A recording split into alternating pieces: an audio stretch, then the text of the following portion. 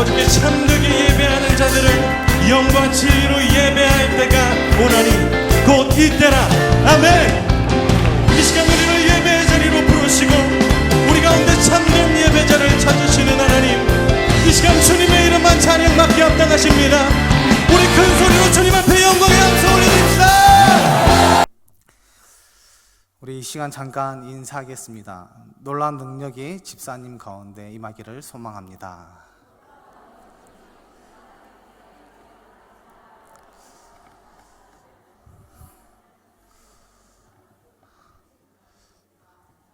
우리의 인생은 하나님이 아니면 예수님의 그 그늘 아래 살아가지 않으면 놀라운 능력을 체험할 수 없습니다. 우리가 늘 예수님의 그늘 아래 살아갈 수 있는 우리 금옥교회 성도 여러분들이 되기를 소망합니다. 세상을 살아가는 사람들이 예수님을 믿고 따르는 자녀들에 대한 평가하는 시각이 다양하게 다름을 우리는 알 수 있습니다. 혹시 이만재 씨라는 사람을 알고 계신가요? 이분의 직업은 어떤 직업을 갖고 있냐면 광고 문장을 글로 표현하는 그 직업을 가지고 있습니다. 다시 말하면 광고에 막 보이는 광고에 글이 막 이렇게 표현되어 있는데 그 글을 읽을 때마다 감동을 주는 그런 일을 하는 사람이 이 이만재 씨입니다. 그런데 이분이 가수 윤영주 장로님의 전도를 받아 신앙 생활을 시작하게 되었습니다. 그리고 그 이후에 이분이 믿음을 갖게 되었고 그가 다시 작가가 되어 글을 쓰게 되는데 그가 쓴 글이 무엇이냐면 찐빵 시리즈라는 그 글을 펴내게 됩니다. 그런데 이 두란노선에서 그 책을 펴내게 되는데 되게 유명한 책이 되었습니다. 그런데 이 이만재 씨가 처음 예수님을 믿기 전에 세상 사람들을 자신이 다시 말하면 세상 사람들로 그런 마음을 가지고 예수 그리스도를 믿는 사람들을 평가했을 때 어떻게 평가했냐면 참 이상한 집단이고 이상한 사람들이라고 그렇게 평가했다라고 합니다. 그런데 그가 왜 이런 평가를 하게 됐냐면 세상 사람들이 보는 입장입니다. 술 한 잔도 먹지 않고 밤새도록 이야기하면서 노는 그 모습이 참 이상했다라고 이야기합니다. 그것뿐만 아니라 다들 힘들어서 포기하는 병을 신앙으로 이겨내는 것이 참 신기했다라고 그렇게 그가 이야기하는 것을 보게 됩니다. 그것뿐만 아니라 또한 어떤 책에서는 이렇게 표현합니다. 그럼에도 불구하고 별을 만진 사람들이라고 예수 그리스도를 표현하기도 합니다. 우리가 하늘에 있는 별을 만질 수 있습니까? 없습니다. 절대 별을 만질 수 없습니다. 그런데 왜 이런 표현을 하게 됐냐면 바로 열악한 환경과 충분하지 않는 조건을 가지고도 그들은 열매를 거두고 있고 승리를 거두는 모습에 놀란 마음으로 이렇게 표현했다라고 말합니다. 우리가 하나님의 자녀로서 늘 힘들고 어려운 순간들을 만날 수 있습니다. 하지만 우리는 신앙인으로서 세상 사람들과 다릅니다. 우리에게는 하나님의 놀라운 능력이 우리 가운데 임하게 되고 우리가 아무리 열악한 환경에 있을지라도 하나님께서는 그 환경 가운데 우리의 마음 가운데 위로와 또한 평안을 주시기 때문에 우리가 어떠한 환경일지라도 좋은 열매를 맺게 되어 있다라는 것입니다. 그렇기 때문에 우리가 신앙을 끝까지 지킬 수 있는 우리 구목교회 성도 여러분들이 되기를 소망합니다. 오늘 본문 말씀은 에베소서 2장의 말씀인데요. 여기에 내용은 이렇습니다. 예수님을 믿는 사람들에 대한 생각이나 성질에 따라 이렇게 대조하는 글로 표현되어 있습니다. 하지만 이것을 좀 더 자세하게 보게 되면 예수님을 믿는 사람들에 대한 인생 역전을 맛본 사람들을 소개하고 있다는 것을 보게 됩니다. 귀가 솔깃하지 않으십니까? 인생 역전을 맛본 사람들, 그 사람들이 어떤 사람인지 오늘 말씀을 통해서 우리가 다시 한번 깨달을 수 있는 귀한 시간이 되었으면 좋겠습니다.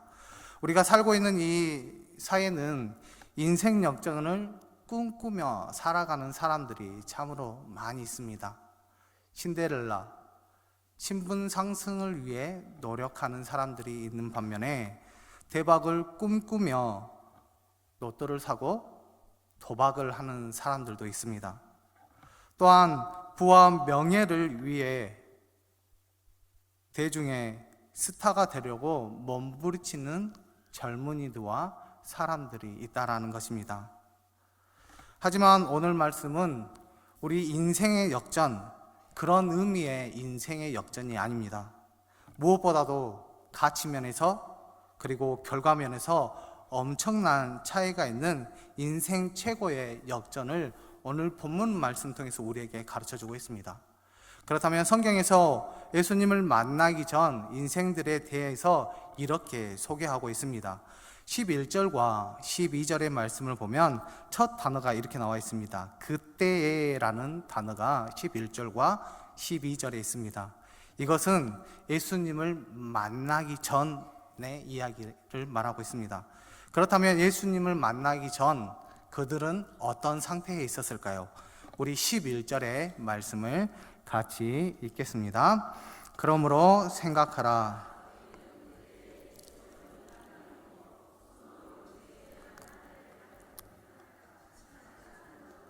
할례를 받지 않는 무리라 칭함을 받는 자들이라. 아멘. 분명하게 11절에서 이방인이었다라고 말합니다. 그리고 할례를 받지 못한 무리였다라고 말하고 있습니다.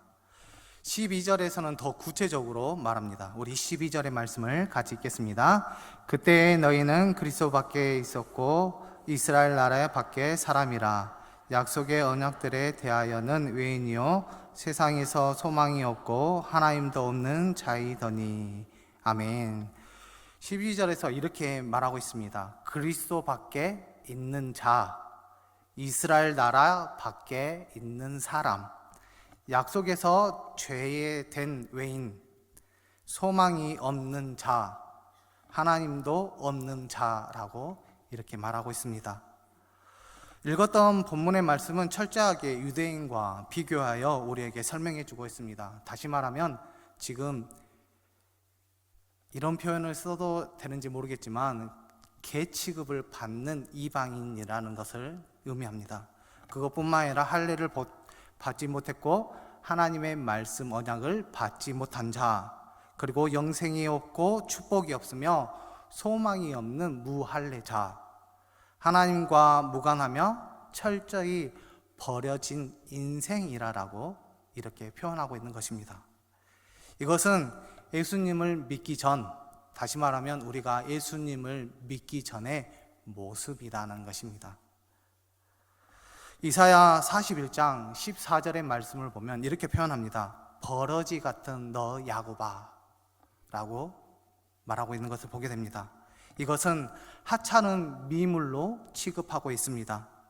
그렇다면 왜 이스라엘 백성들이 이런 말을 들어야 했을까요? 왜냐하면 나라가 어려운 상황 가운데 있습니다. 그들이 의지해야 할 분은 오직 하나님 한 분밖에 없을 것입니다.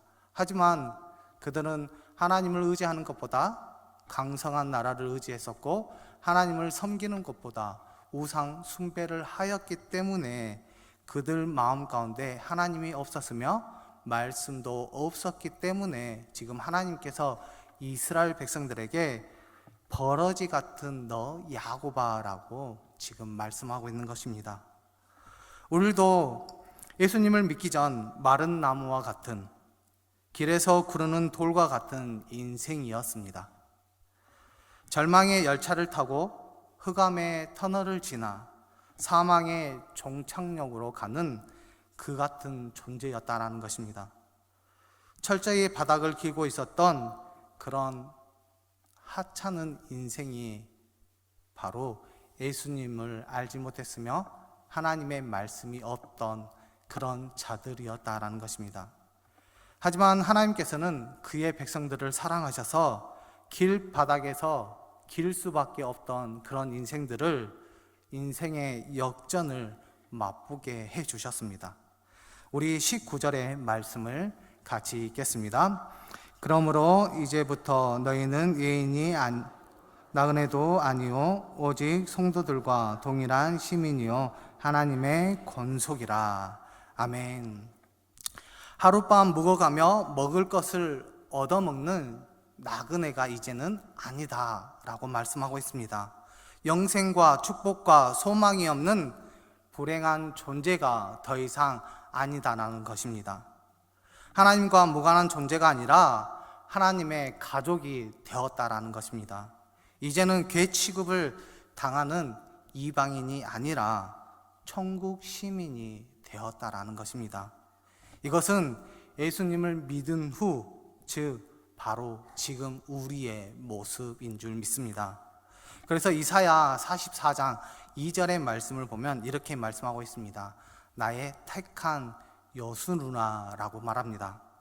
41장에서는 하나의 미물로 표현했지만 지금은 하나님으로부터 많은 사랑을 받은 하나님의 자녀라고 지금 부름을 받고 있다는 것입니다. 이제는 소망의 열차를 타고 푸른 초장을 지나 영생이라는 종착점에 도달하는 그런 존재가 되었음을 우리에게 가르쳐주고 있습니다. 이제는 철저히 높아진 그런 새로운 생명으로 거듭난 것뿐만 아니라 이제는 새 사람이 되어 새롭게 맞이할 수 있는 새 인생이 되었다라는 것을 우리에게 가르쳐주고 있습니다. 이것이 바로 인생의 역전이 아니겠습니까? 세상과 비교할 수 없는 아주 귀한 것이며 가장 멋진 것입니다. 돈으로 환산할 수 없고 어떤 기쁨보다도 비교할 수 없을 것입니다. 역전 중에서 가장 크고 가장 기본이 되는 최고의 역전이 바로 이런 역전일 것입니다. 그렇다면 최고의 인생 역전이 어디에서 일어나게 되었을까요? 우리 13절의 말씀을 같이 읽겠습니다. 이제는 전에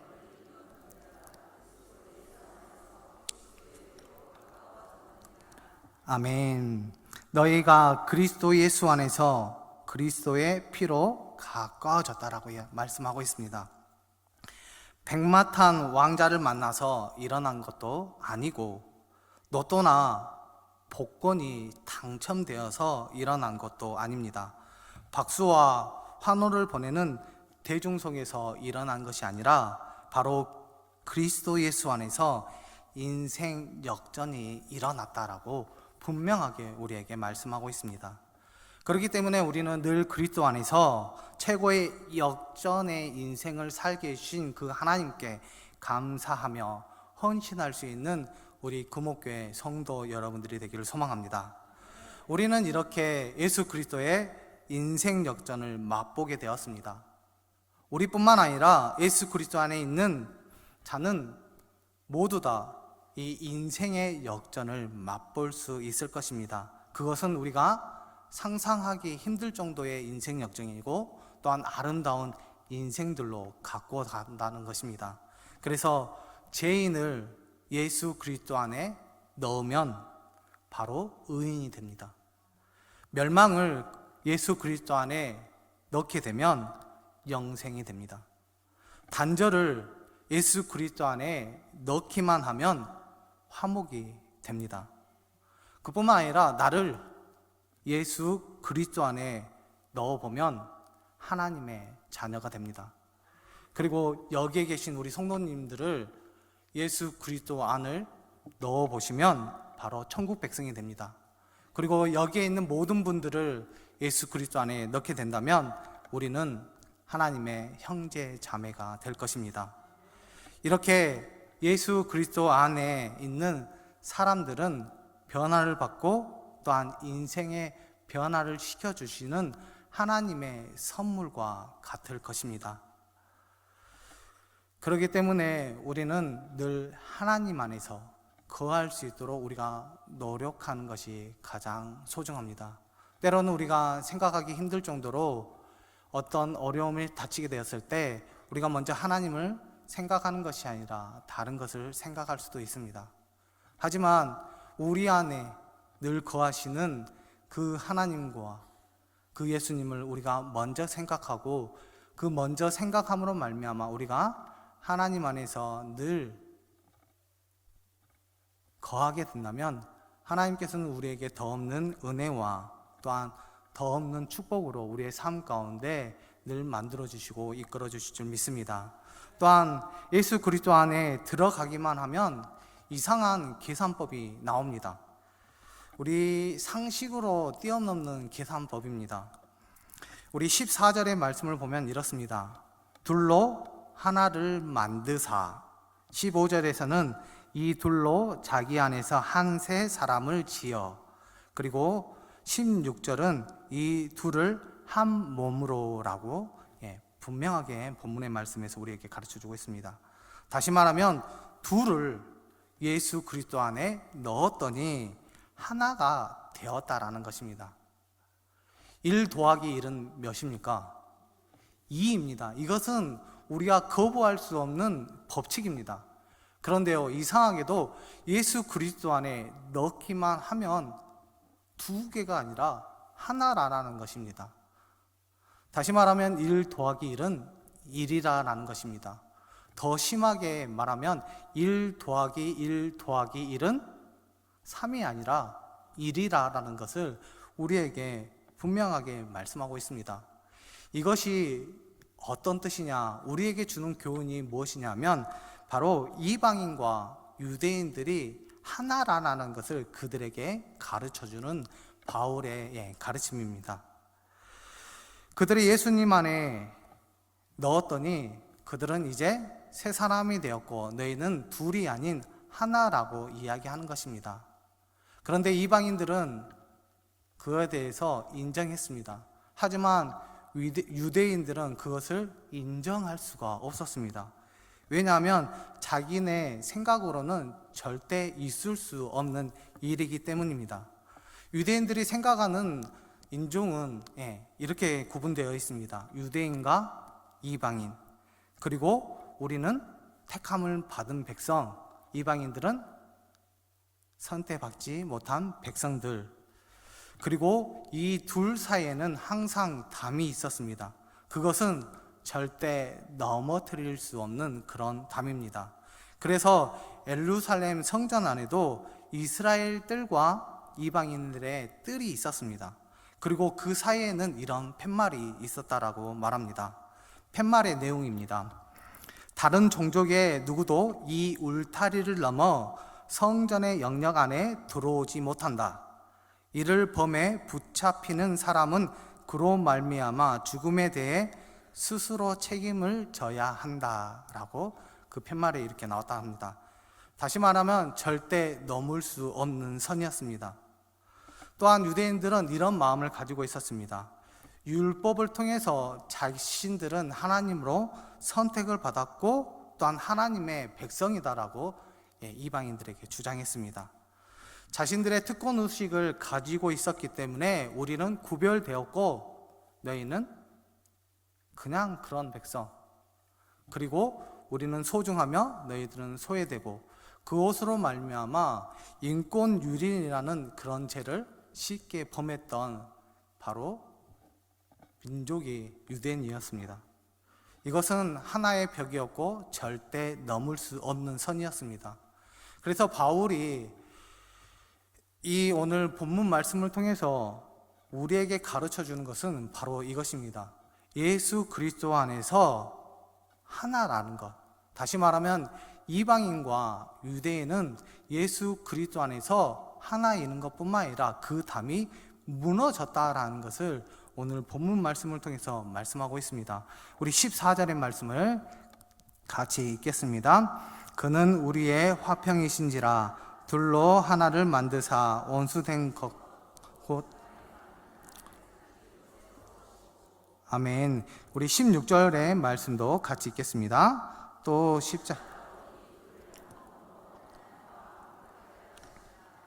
원수된 것을 십자가로 소멸하시고 아멘. 십자가의 고통과 희생과 죽음을 통해 담이 넘어졌다라는 것을 지금 말하고 있습니다. 이제는 모든 사람이 예수 그리스도 안에서 하나가 되었다라는 것을 분명하게 말씀하고 있습니다. 이것은 예수 그리스도 안에서 관계가 회복되는 것뿐만 아니라 이제는 우리가 다른 시각으로 그들을 구분하는 것이 아니라 같은 눈으로, 같은 시각으로 바라보라는 것을 의미하고 있습니다. 예수 그리스도 안에라는 그 은혜 주머니에 우리의 인생이 바뀌게 되었습니다.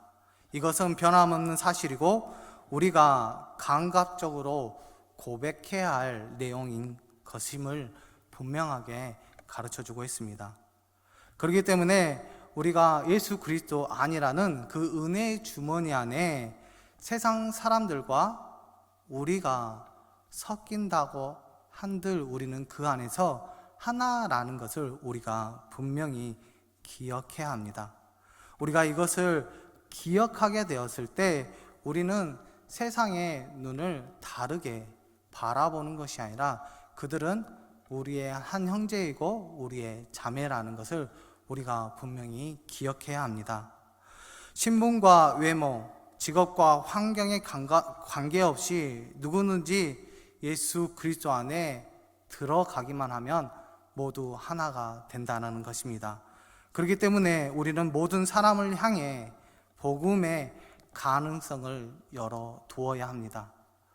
지금 우리 전도 대행진이 진행 중에 있습니다.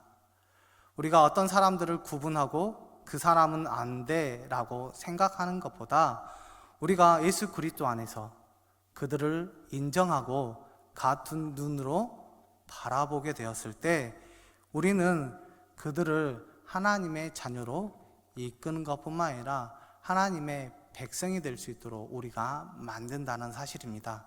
우리가 그것을 통해서 우리가 늘 이 전도 대행진의 좋은 기회를 통해서 우리가 다른 사람들을 주님 앞으로 이끄는 우리 믿음의 자녀들이 되기를 소망합니다. 또한 이웃과 세상을 향해 우리 또한 다른 시각으로 바라봐야 합니다. 우리 17절의 말씀을 같이 읽겠습니다. 또 오셔서 먼 데에 있는 너희에게 평안을 전하시고 가까운 데에 있는 자들에게 평안을 전하셨으니. 아멘. 예수 그리스도의 사역이면서 평안을 전하는 사역입니다. 다시 말하면 이것은 우리가 이어서 받을 세상의 사람들과 다른 것이 아니라 그들과 함께 더불어 살아가고 있으며 그들을 우리의 믿음의 생활에 그들을 적용할 수 있도록 우리가 이끌어야 한다라는 것을 분명하게 말씀하고 있습니다. 어찌 보면 세상 사람들과 우리의 삶은 전혀 다를 수 있습니다. 하지만 오늘 우리에게 분명하게 말씀해 주고 있습니다. 이상한 계산법, 그 계산법에 의하면 우리가 예수 그리스도 안에 있기만 하면 아무리 세상 사람들과 다를지라도 그들은 하나님의 자녀가 되는 것뿐만 아니라 놀라운 경험들을 할 수 있다라고 분명하게 말씀하고 있습니다. 그렇다면 우리는 그런 경험들, 어떤 경험들이 우리의 삶 가운데 일어나게 될까요? 우리가 각 개인으로 생각해 보면 이런 경험들을 경험하게 될 것입니다. 먼저 우리의 마음 가운데 사랑이 넘치게 될 것입니다. 또한 신앙 생명을 통해 우리의 신앙이 성장하게 되는 것뿐만 아니라 우리가 쓰임 받으러 말미암아 우리가 신바람 나게 자신의 직분을 잘 감당하며 나아갈 수 있다라는 것입니다. 또한 우리의 가정은 어떻겠습니까? 믿음 안에서 복음화로 통해 우리가 화목하게 되어집니다. 그리고 그 복된 은혜와 또한 그 축복이 우리 가정 가운데 임하게 됩니다. 그리고 우리가 더욱더 우리 안에서의 그런 사랑들이 이웃에게 전달되어서 우리가 하나님께서 우리에게 가르쳐 주신 그 말씀대로 우리가 이웃을 섬길 수 있는 귀한 하나님의 자녀가 되는 것을 보게 됩니다. 그것뿐이겠습니까? 우리 교회 안에서는 여러 가지 구원의 반주의 역할을 감당하게 될 것이고, 이웃과 지역 사회를 책임지는 사랑의 공동체로 변모하게 될 것입니다. 은혜 충만, 말씀 충만, 성령 충만한 교회가 되는 것뿐만 아니라 우리가 우리 교회를 통해서 우리 이웃에게 많은 복음을 통해서 그들이 변화를 받고 또한 변화반으로 말미암아 하나님께서 이 땅 가운데 빨리 올 수 있도록 우리가 그 계기를 만들 수 있음을 우리는 분명히 기억해야 합니다. 그래서 오늘 말씀 21절과 22절에 이렇게 말씀하고 있습니다. 그의 안에서 건물마다 서로 연결하여 주 안에서 성전이 되어가고 너희도 성령 안에서 하나님이 거하실 초소가 되기 위하여 그리스도 예수 안에서 함께 지어져 가느니라 라고 말씀하고 있습니다. 우리가 혼자서 할 수 있는 일들이 있을 수 있습니다. 하지만 하나보다는 둘이, 아니 3명이서 하게 되면 우리가 하나님의 성전을 지어가는 것뿐만 아니라 우리가 세상에 어떠한 어려움과 힘듦이 있을지라도 하나님께서 우리와 함께 해주시고 우리의 힘을 함께 모으게 되면 어떠한 세상의 일들을 우리가 충분히 감당하는 것뿐만 아니라 어떠한 하나님의 자녀들도 하나님으로 변화받아서 그들이 하나님의 자녀가 될 수 있음을 우리에게 분명하게 말씀해 주고 있습니다. 이렇게 하나님이 우리에게 가르쳐 주신 그 이상한 계산법, 다시 말하면 예수 그리스도 안에서 우리가 그 계산법을 사용하게 된다면 우리는 서로 하나가 되는 것뿐만 아니라 사랑이 넘쳐나고 관심과 기도 또한 하나님의 역사에 동참할 수 있는 귀한 일들이 일어나는 것뿐만 아니라 놀라운 역사들이 우리 교회 가운데 임하게 되는 줄 믿습니다. 우리는 예수 그리스도 안에서 영생을 맛본 자녀들입니다. 그리고 예수 그리스도 안에서 영원한 생명을 가지게 되었고 그 생명을 통해서 우리가 이 세상을 담대히 쌓아 나아갈 수 있는 힘을 우리에게 부여해 주셨습니다. 우리가 그 힘을 부여받았다면 이제는 이웃을 향해, 세상을 향해 우리가 그들을 향해 나아가야 하지 않겠습니까? 그렇게 되었을 때 우리가 힘들고 어려운 상황이 있더라도 늘 평안과 하나님의 말씀을 통해서 우리가 담대함으로 세상을 이겨나갈 수 있는 귀한 자녀가 되는 것뿐만 아니라 놀라운 능력을 우리가 체험하고 또한 가정에서, 교회에서 이것을 맛볼 수 있는 귀한 자녀가 되는 줄 믿습니다. 우리는 하나님으로부터 놀라운 능력을 부여받았습니다. 그 능력은 바로 예수 그리스도 안에서 일어난다라는 것을 우리에게 분명히 가르쳐 주셨습니다. 우리가 할 수 없는 일들이 있다면 이제는 예수 그리스도 안에서 한번 시작해 보시지 않겠습니까? 그렇다면 우리가 할 수 없는 일들일지라도 우리에게 더 없는 능력을 통해서 많은 역사들이 일어나게 하시는 것뿐만 아니라 우리의 삶 가운데 늘 평안과 하나님의 축복이 임하도록 우리를 이끌어 주시고 만들어 주실 줄 믿습니다.